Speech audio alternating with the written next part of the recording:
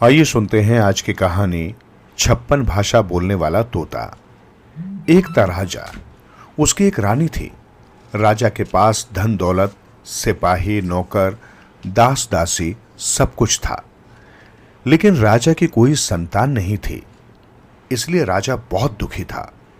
उसने देव धर्म, जप तप, दान धर्म सब कुछ किया, लेकिन कोई फायदा नहीं हुआ। एक दिन राजा अपने महल में बैठकर यूं ही सोचता है, तो सोचते सोचते उसके मन में एक विचार आया कि ये रानी तो मुझे कोई संतान नहीं दे सकती, क्यों न मैं दूसरी शादी कर लूं। शायद वो दूसरी पत्नी मुझे बच्चा दे सके। मन में विचार आते ही राजा प्रधान को बुलवा भेजता है। राजा का बुलावा मिलते ही प्रधान वहां आकर तुरंत हाजिर हो जाता है। महाराज, क्या हो गया? मुझे क्यों बुलाया है?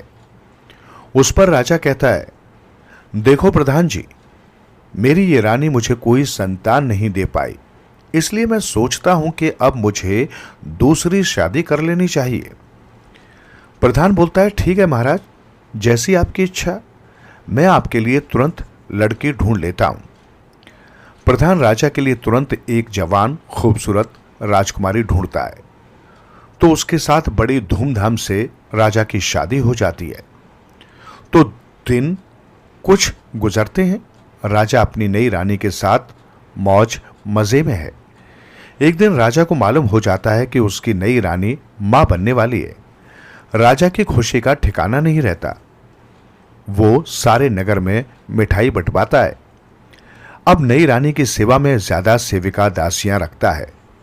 उसे जिस जिस चीज की इच्छा हो वो सब तुरंत लाकर उसे देता है। उसे कोई काम करने नहीं देता। उसकी अच्छी तरह निगरानी रखता है। इधर बड़ी रानी को जब मालूम हो जाता है कि छोटी रानी पेट से है, उसे एकदम जलन हो जाती है। वो सोचती है, यदि छोटी रानी को बच्चे हो गए तो अपना स्थान नीचे आ जाएगा। राजा उसे पटरानी बनाएगा। प्रजा की नजर में भी अपने लिए कोई आदर नहीं रह जाएगा। वो मन ही मन एक साजिश रचती है और राजदाई को बुलाती है। राजदाई जब आती है तब उसे द्रव्य से भरे 2 छाछ भेंट में देती है और जो कुछ करना है उसे बताती है। जल्दी जल्दी समय गुजरता है। छोटी रानी को 9 महीने पूरे हो जाते हैं। उसे प्रसव वेदना शुरू हो जाती है। तो राजदाई क्या करती है कि रानी की दोनों आंखों पर पट्टी बांध देती है। रानी तो पहलौटी थी। उसे लगता है प्रसूति के समय आंखों पर पट्टी लगाई जाती होगी। छोटी रानी समय पर प्रसूत होकर एक पुत्र को जन्म देती है। तो राजदाई क्या करती है कि उस पुत्र को उठाकर बड़ी रानी के हाथ में देती है और उसकी जगह पर छोटी रानी के पास एक मेढक रखती है। जब राजा राजदाई से पूछता है कि छोटी रानी ने किसको जन्म दिया है, तो वो उसे बताती है, महाराज, छोटी रानी ने एक मेढक को जन्म दिया है। सुनकर राजा बहुत लज्जित होता है। इतने बड़े राज्य का राजा और उसके यहां एक मेढक का जन्म लेना तो बड़े शर्म की बात है ना। इधर क्या होता है कि बड़ी रानी उस पुत्र को उठाकर एक संदूक में रखती है और वो संदूक नदी में छोड़ देती है। वो संदूक तैरते तैरते एक जगह किनारे लगता है। उस किनारे पर बैठा एक साधु तपस्या कर रहा था। उसे वो संदूक दिखता है। वो उसे उठाकर खोलता है तो अंदर एक बालक निकलता है।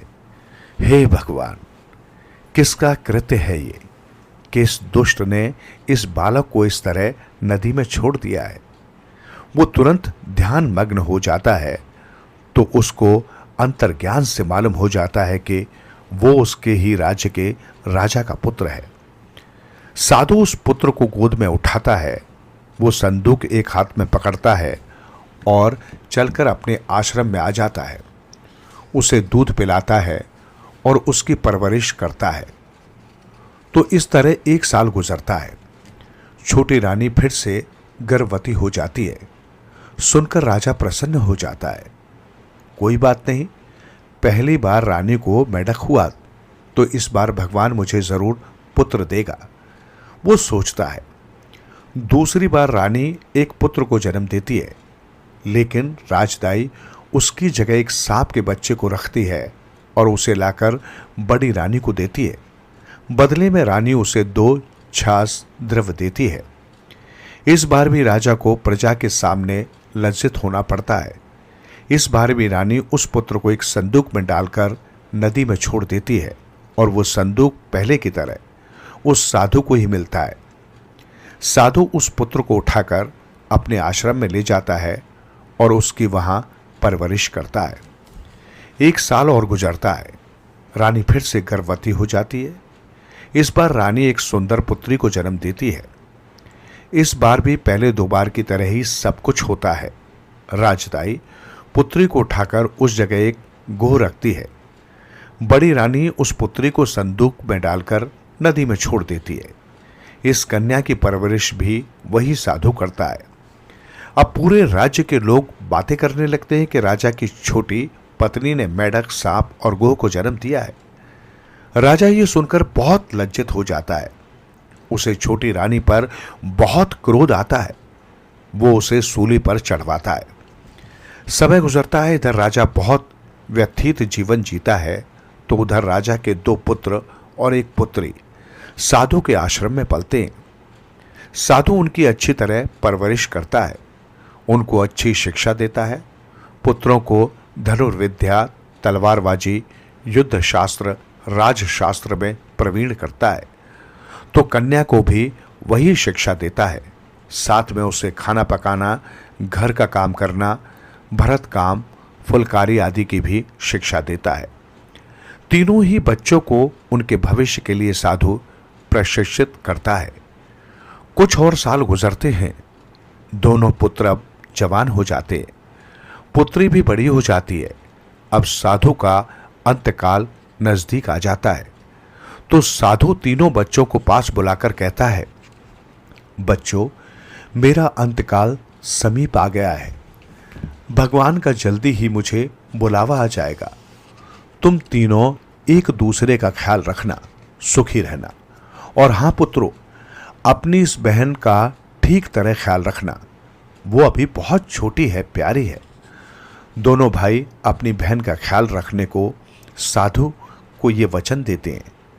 कुछ घंटे पश्चात साधु का देहांत हो जाता है। दोनों पुत्र उसका अंतिम संस्कार करते हैं। साधु की मृत्यु का बच्चों को बहुत दुख होता है। उनके लिए साधु ही माँ बाप सब कुछ थे।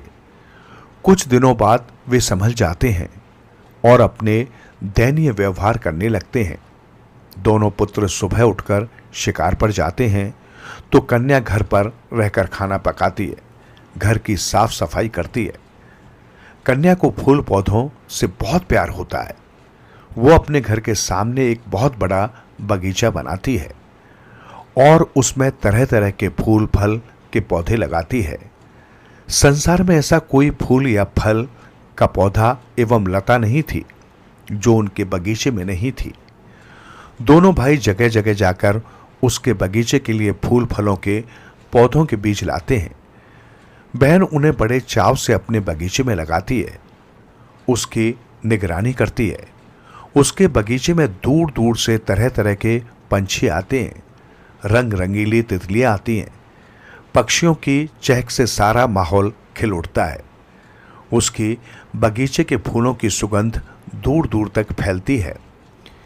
एक दिन होता क्या है, सुबह उठकर दोनों भाई शिकार पर जाते हैं और बहन घर का काम खत्म करके बगीचे में काम करती है। इतने में वहां से एक बुढ़िया गुजरती है। वो कन्या को देखकर उसके नजदीक आती है।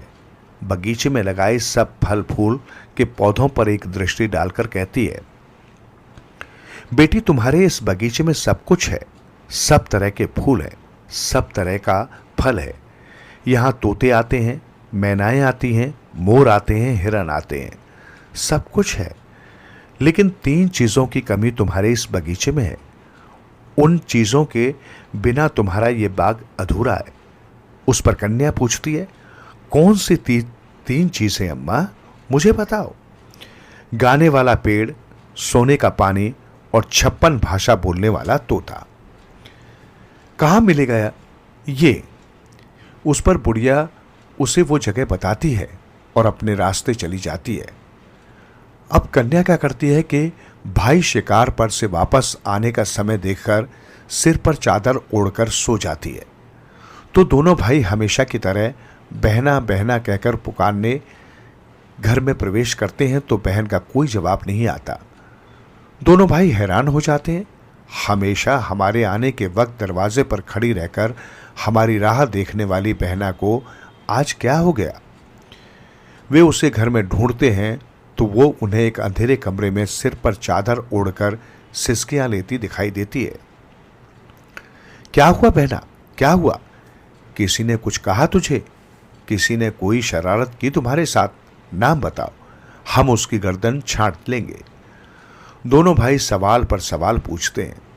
अब कन्या सब बात भाइयों को बताती है और कहती है उस बुढ़िया द्वारा बताई तीनों चीजें मुझे जल्दी चाहिए।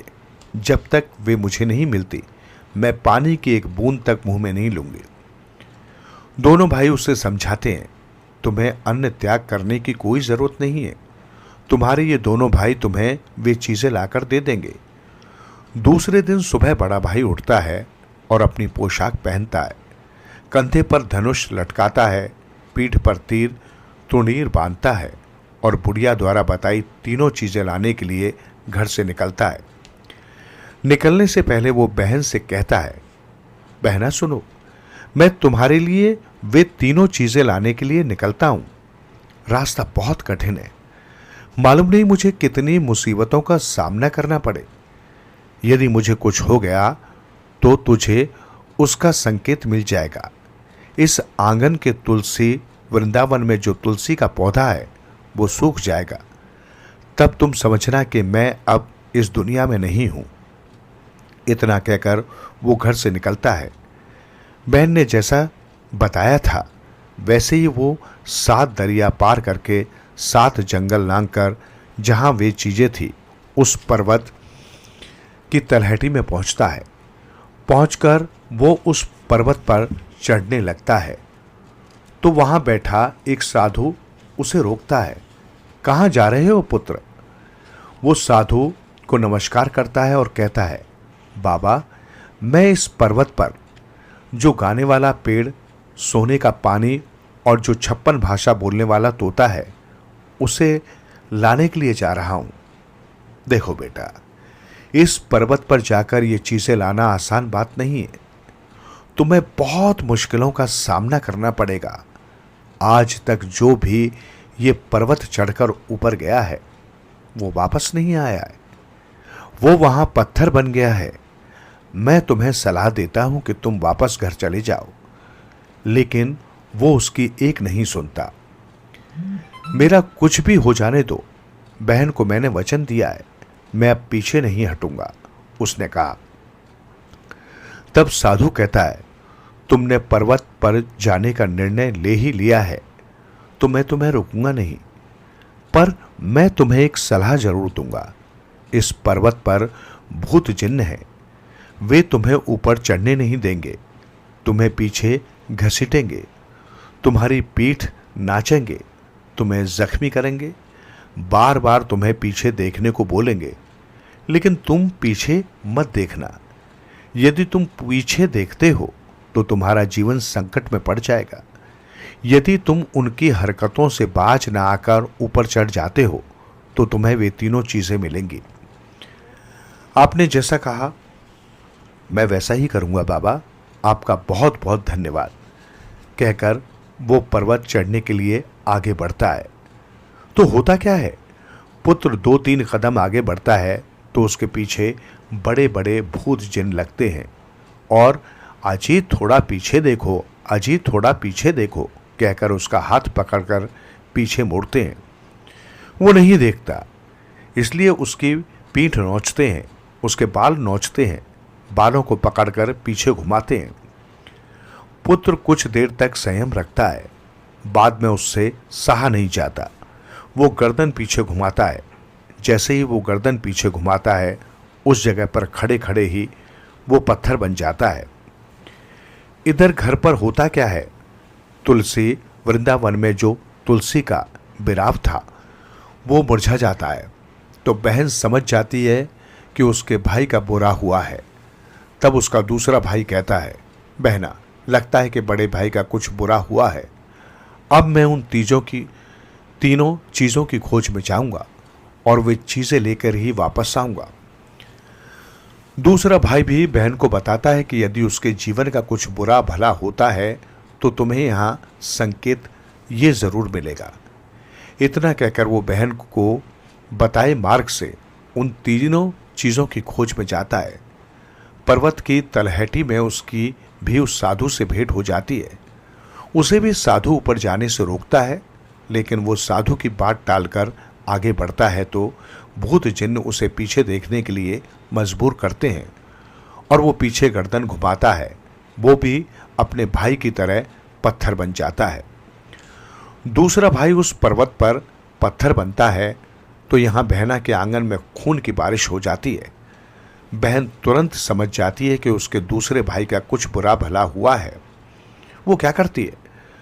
दूसरे दिन भोर होने से पहले उठती है, पुरुष वेश परिधान धारण करती है, सिर पर पगड़ी बांधती है, हाथ में धनुष लेती है, पीठ पर तुनीर बांधती है, घर को ताला लगाती है और घर से निकलती है। जिस मार्ग से उसने अपने दोनों भाइयों को जाने के लिए कहा था उसी मार्ग से वो भी चलती है। चलकर 7 समुद्र 7 जंगल पार करके वो उसी पर्वत की तलहटी में पहुंच जाती है। तो वहां उसे वो साधु मिलता है। अंतर्यामी साधु उसे तुरंत पहचान लेता है और उसे ऊपर जाने से रोकता है। बेटी, उन 3 चीजों के लिए उस पर्वत पर तुम्हारे दोनों भाई पत्थर बनकर वहां पड़े हैं। अब तुम उस पर्वत पर मत चढ़ना, तुम्हारी जान मुसीबत में पड़ सकती है। बहन बोली, बाबा, मेरे दोनों भाइयों के जीवन पर मेरी वजह से आपत्ति आई है।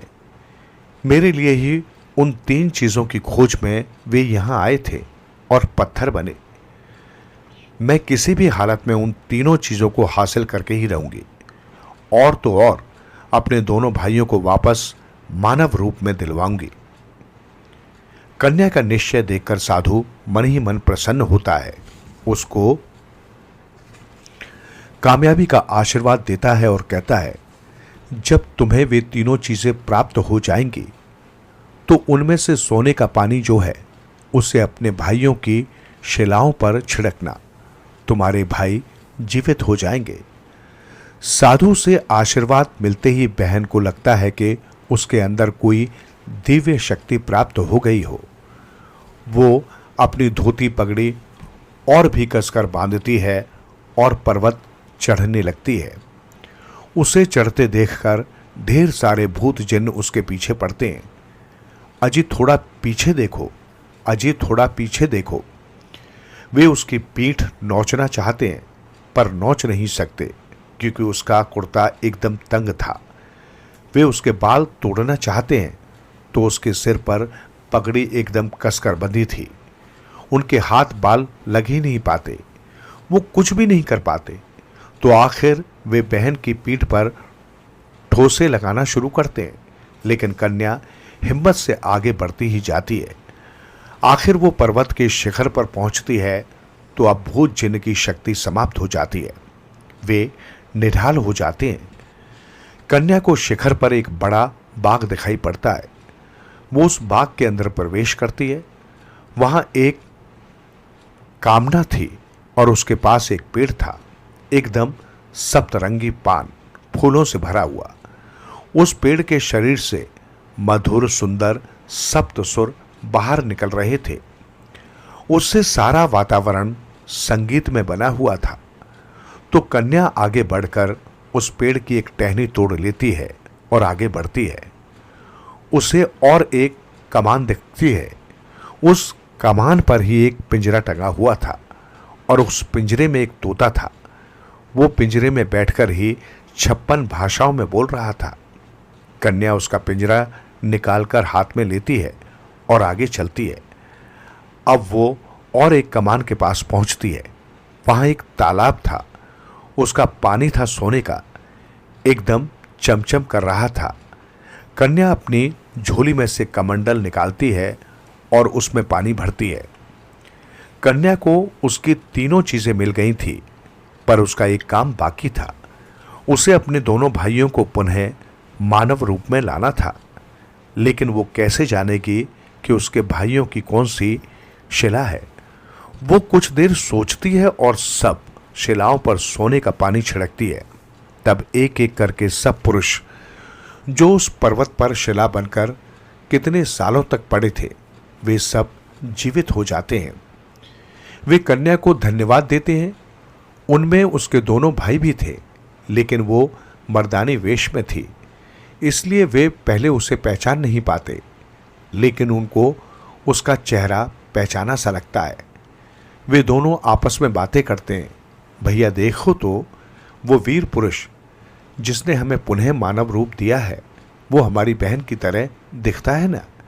अरे सच, उसका चेहरा बिल्कुल हमारी बहना की तरह दिखता है। कन्या ये सुनती है तो सिर की पगड़ी निकालकर अपने भाइयों के सामने जाकर खड़ी हो जाती है। उसे देखते ही दोनों भाई बहना, हमारी बहना कहकर दौड़कर उसे सीने से लगाते हैं। वो भी मेरे भैया कहते रोती रोती उनसे चिपक जाती है। कुछ देर बाद वो तीनों जादुई चीजें लेकर पर्वत से उतरते हैं। पर्वत की तलहटी में साधु उन्हें देखकर बहुत प्रसन्न होता है। वे साधु को नमस्कार करते हैं, उनका धन्यवाद मानते हैं और अपने घर लौट आते हैं। घर आने के बाद कन्या वे तीनों अमूल्य चीजें अपने बाग में रखती है। गाने वाले पेड़ की टहनी लगाने पर तुरंत उसका एक पूरा पेड़ तैयार हो जाता है। कमंडल का पानी बगीचे में एक जगह डालने पर वहां सोने के पानी का एक तालाब शीघ्र भर जाता है। फिर कन्या उस 56 भाषिक तोते का पिंजरा लेकर उसे अपने घर के सामने टांग देती है, तो तोता अपनी मीठी आवाज में तरह तरह की भाषा में बोलने लगता है। ये सब देखकर कन्या को जो खुशी होती है, उसका कोई अंदाजा नहीं लगा सकता। कन्या के बगीचे की इन अमूल्य 3 चीजों की खबर आसपास के सभी गांवों में तुरंत फैल जाती है। उन गांव के लोग उसकी ये चीजें देखने के लिए दूर दूर से आते हैं। वो बुढ़िया भी आती है। कन्या के पराक्रम की वो वाह वाह करके उसे आशीष देकर चली जाती है। सब खुशी खुशी चलता है। एक दिन क्या होता है कि उस राज्य का राजा यानी इन बच्चों का पिता शिकार के लिए निकला था, तो शिकार के पीछे दौड़ते दौड़ते वो भूल जाता है। उसे बहुत प्यास भी लगती है। वो इधर उधर पानी की तलाश करता है तो उसके कानों में संगीत के मधुर स्वर पड़ते हैं। उसे लगता है कि पास ही किसी संगीतकार का घर है, तो वो वहां पानी मिलेगा। इस आशा से राजा उस आवाज की दिशा में चलने लगता है। चलकर राजा कन्या के बगीचे के पास पहुंचता है। वो देखता है कि संगीत के स्वर उस बगीचे के एक पेड़ से आ रहे हैं। वो विस्मित होकर पेड़ को देखता ही रह जाता है। उधर होता क्या है, तोता राजा को बगीचे के अंदर आता देखता है, तो वो तीनों बच्चों को पुकारकर पास बुलाकर कहता है, बच्चों, तुम्हारे बगीचे में राजा आया है। अब मैं तुम लोगों को कैसे बताऊंगा, वैसे तुम लोगों को करना होगा। तो तीनों बच्चे तोते ने जैसा कहा वैसा ही करते हैं। दोनों भाई आदर सहित राजा को अंदर लाकर आसन पर बिठाते हैं और बहन चांदी के प्यालों में तालाब का सोने का पानी भरकर उसे पीने के लिए देती है। राजा को जोर की प्यास लगी थी। वो प्याली मुंह में लगाता है तो पानी सोने का। यह कैसे पिया जा सकता है? राजा गुस्से से लाल होता है, बच्चों से पूछता है, यह क्या मजाक है? सोने का पानी क्या पिया जा सकता है? तब दरवाजे पर टंगे पिंजरे में से तोता बोलता है, क्यों नहीं महाराज? यदि आपकी महारानी मेढक, सांप और गोह को जन्म दे सकती है, तो सोने का पानी क्यों नहीं पिया जा सकता? सुनकर राजा एकदम स्तब्ध रह जाता है। उसको संदेह हो जाता है कि जरूर इसके पीछे कोई रहस्य छिपा हुआ है। वो तोते के पैर पकड़ता है तोते महाराज, मुझे सच सच बताओ, बात क्या है? क्यों आपने ऐसा कहा है? तोता बोलता है, राजा, तुम्हारी छोटी रानी ने मेढक, सांप और गोह नहीं जनी थी। उसने तो कोमल सुंदर 3 बच्चों को जन्म दिया था। ये देखो, तुम्हारे तीनों ही बच्चे तुम्हारे सामने खड़े। तोता बच्चों को अंदर भेजता है और साधु के कमरे में जो 3 संदूक थे उनको लेकर बाहर लाने को कहता है। बच्चे संदूक लेकर आते हैं तो राजा को दिखाकर तोता बोलता है, ये देखो महाराज, संदूकें, इनमें डालकर इन तीनों बच्चों को तुम्हारी बड़ी रानी ने नदी में छोड़ा था, जिन्हें इस आश्रम के साधु ने पालकर बड़ा किया। सुनकर राजा की आंखों से झरझर पानी बहने लगता है। वो आगे बढ़कर तीनों बच्चों को गले लगाता है, उन्हें सहलाता चूमता है। बाद में उनको लेकर अपने राजनगर जाने के लिए निकलता है। कुछ ही पल में यह खबर सारे नगर में फैल जाती है। सब प्रजा दोनों राजकुमारों और राजकुमारी के स्वागत के लिए नगर द्वार पर आते हैं। वहां से गाजे बाजे के साथ उन्हें लेकर राजमहल जाते हैं।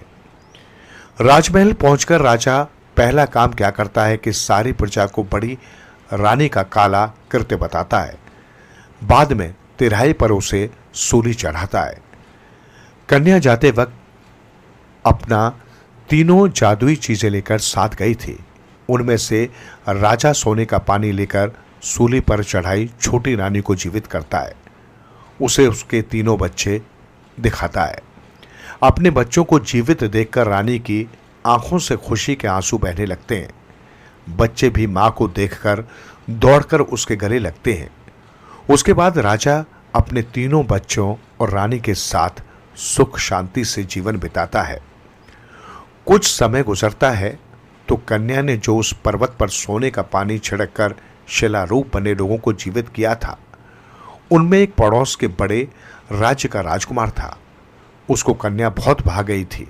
वो अपने राज्य वापस जाकर अपने माता पिता को सब बताता है और कन्या से अपना विवाह कर देने की ठान करता है। तो उसके माता पिता को भी कन्या से लगाव हो जाता है। उनके पुत्र को उसने पुनः मानव रूप में जो लाई थी, वे उसके बारे में जानकारी हासिल करते हैं तो वो इस राज की कन्या है, इसकी उन्हें खबर मिलती है। वे तुरंत इस राज्य में आकर उसके माता पिता के सामने उसको बहू बनाने का प्रस्ताव रखते हैं। कन्या के माता पिता ये सुनकर एकदम खुश हो जाते हैं। वे उनका प्रस्ताव स्वीकार करते हैं। 1 सप्ताह के बाद कन्या का उस राजकुमार के साथ बड़े धूमधाम से विवाह हो जाता है। कन्या को विदा करने के कुछ ही दिनों के बाद राजा अपने दोनों पुत्रों के लिए भी योग्य राजकुमारियां ढूंढते हैं और उनका विवाह कर देते हैं। राजा के तीनों बच्चों की गृहस्थी सुख शांति से चलती है।